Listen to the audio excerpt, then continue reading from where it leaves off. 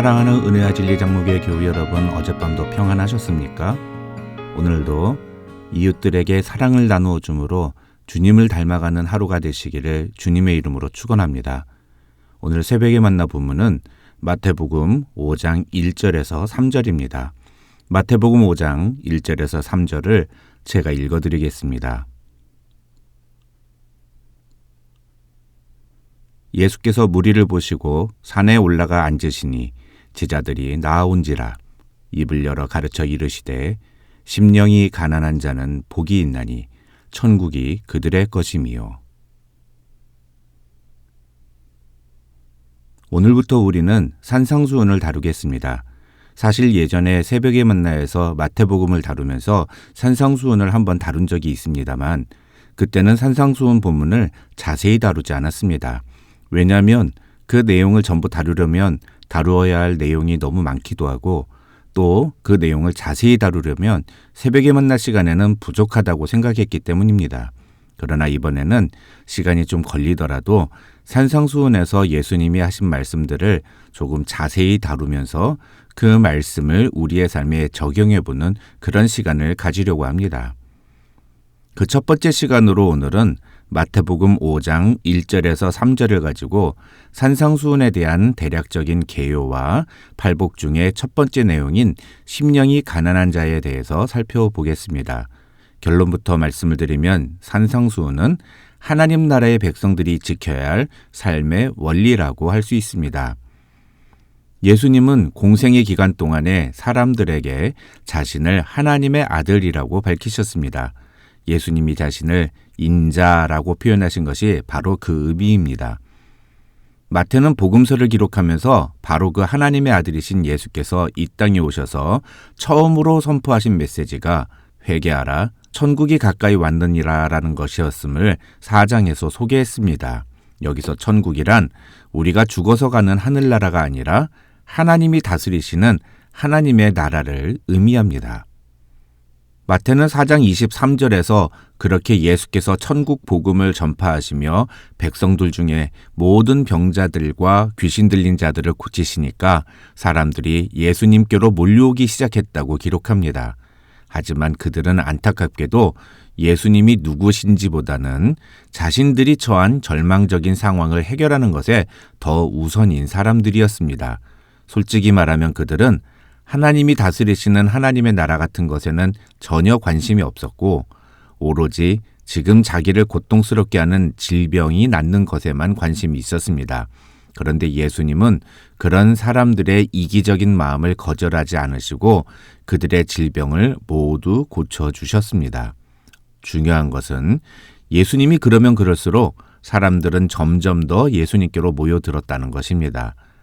마태복음 4장 25절을 보면 갈릴리와 데가볼리와 예루살렘과 유대와 요단강 건너편에서 수많은 무리가 예수님을 따랐다고 마태는 기록합니다.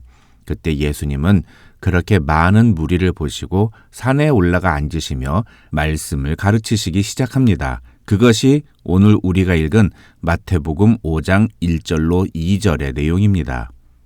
학자들은 여기서 산에 올라가 앉으시니라는 표현에 주목합니다. 이것은 유대인들에게 있어서 선생님의 모습을 표현하는 하나의 표현이라고 합니다. 다시 말해서 자신의 질병이 고침받기를 원해 찾아왔던 사람들에게 예수님은 이제 아주 중요한 내용을 가르치시기 시작했다는 것입니다. 그리고 산상수훈의 맨 마지막 부분인 마태복음 7장 28절과 29절을 보면 무리들이 그의 가르치심에 놀랐는데 왜냐하면 예수님이 가르치신 내용들이 기존의 서기관들이 가르쳤던 내용과는 사뭇 다른 매우 권위가 있는 말씀이었기 때문이었다고 마태는 말합니다. 오늘 이 산상수훈의 말씀을 시작하면서 저는 여러분이 이 말씀을 어떤 모습, 어떤 방식, 또 어떤 동기로 듣든지 간에 이 말씀을 통해 놀라운 메시지를 전하시는 예수 그리스도를 만나는 은혜가 있기를 주님의 이름으로 축원합니다. 그 말씀 앞에 귀 기울이십시오. 산상수훈의 메시지에 자신을 돌아보십시오. 그럴 때 여러분의 삶에도 놀라운 변화가 시작될 것이라고 저는 믿습니다. 그런 점에서 산상수훈의 첫 번째 내용은 우리가 소위 팔복이라고 부르는 복 있는 사람에 대한 메시지입니다. 이 팔복의 내용을 하나씩 살펴보기 전에 먼저 몇 가지를 말씀을 드리면, 어떤 학자는 이 팔복을 가리켜서 예수님의 성품이라고 소개하기도 했습니다. 그러면서 그는 팔복은 예수님 자신의 성품인 동시에 예수님을 따르는 제자들의 성품에 대한 가르침이라고 설명했습니다. 다시 말해서 이 팔복은 인간이 태어나면서부터 갖고 있는 기본적인 성품이 아니라 예수님을 믿고 난 후에, 다시 말해서 우리 그리스도인들이 보여주어야 할 거룩한 성품과 모습이라는 것입니다. 우리가 예수를 믿고 변화받으면 이런 모습이 우리의 삶에서 나타나야 한다는 것입니다. 오늘 새벽에 만나 서두에 저는 산상수훈은 하나님 나라 백성들이 지켜야 할 삶의 원리라고 말씀드렸습니다.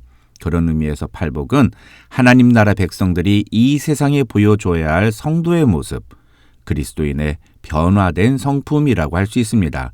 우리는 이런 모습으로 이 세상을 살아야 한다는 것입니다.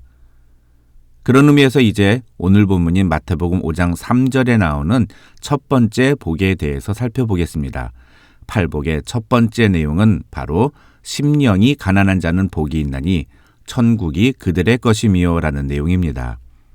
사실 이 말씀은 절대로 복이 될 수 없습니다. 왜냐하면 여기서 예수님이 사용하시는 가난한 자라는 표현은 다른 말로 하면 거지입니다. 그런데 아무리 물질이 아니라 심령에 대한 것이라 하더라도 심령이 거지 같은 자는 복이 있다는 말은 도저히 이해가 되지 않는 말이기 때문입니다. 그런데 중요한 것은 하나님의 아들이신 예수께서는 이렇게 우리의 마음이 거지 같아야 복이 있다고 선언하신다는 것입니다. 뿐만 아니라 그런 상태가 하나님 나라의 백성이 보여주어야 할 모습이라고까지 말씀하고 있는 것입니다. 도대체 이 말씀을 어떻게 이해해야 할까요? 학자들은 이 심령이 가난하다는 것은 우리가 다른 사람에 대한 것이 아니라 하나님 앞에서 가져야 할 태도라고 말합니다. 다시 말하면 이 심령이 가난한 자라는 표현은 우리가 다른 사람들과의 관계에서 보여주는 자세가 아니라 하나님 앞에서 자신을 철저히 낮추는 마음을 의미한다는 것입니다. 그러면서 그 학자는 하나님을 대할 때마다 마음에 자신감 넘치는 무엇인가를 가득 가지고 나아가는 것이 심령이 가난한 자의 반대되는 모습이며, 이런 마음은 심령이 부요한 상태다, 이렇게 말할 수 있다는 것입니다. 문제는 이런 사람은 하나님의 말씀이 마음속 깊이 새겨지지 않는다는 것입니다. 이미 자신의 마음에 무엇인가가 가득 차 있기 때문에 예수님이 주시는 것을 받을 수가 없는 것입니다. 그런데 더 심각한 것은 이런 사람은 마음에 기쁨이 없고 감격이 없고 감사가 없다는 것입니다.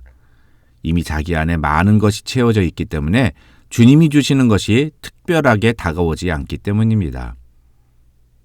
오늘 본문에서 예수님은 심령이 가난한 자는 천국이 그들의 것이기 때문에 복이 있는 자라고 말씀하십니다.